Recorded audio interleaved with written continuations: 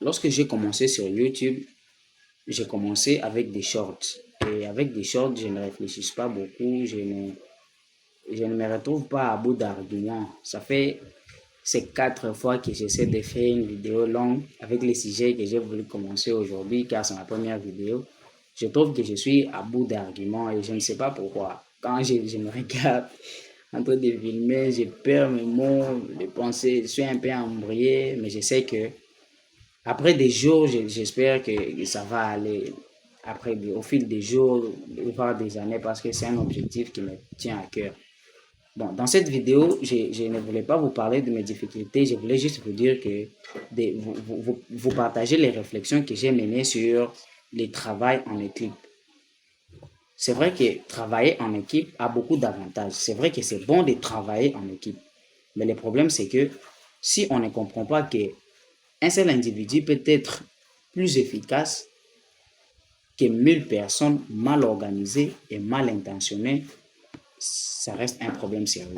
Parce que au 21e siècle, on minimise la solitude. On trouve que l'homme qui travaille seul ne vaut rien par rapport à 10 personnes qui travaillent ensemble. C'est vrai que l'union fait la force. J'en suis aussi persuadé. Mais le problème, c'est que quelquefois, on est entouré de mauvaises personnes, paresseuses, je peux dire, qui, au lieu de nous aider à avancer dans la vie, et nous aident à faire le contraire et donc à régresser.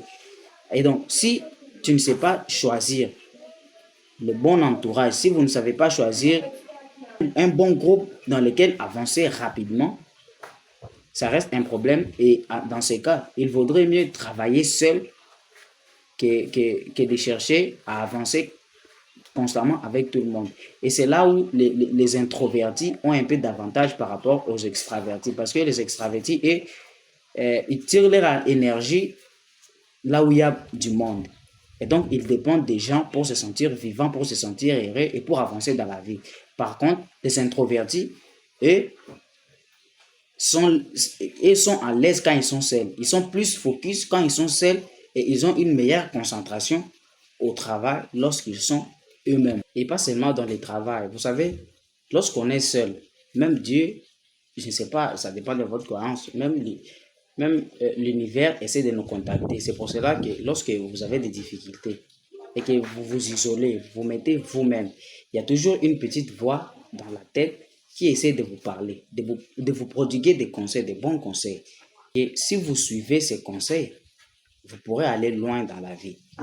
Je ne suis pas contre les relations humaines. Tout ce que j'essaie de vous faire comprendre est que bien que travailler en équipe est une bonne chose, il faut aussi savoir que la solitude a aussi un rôle et que être seul parfois peut devenir plus important qu'être accompagné des gens.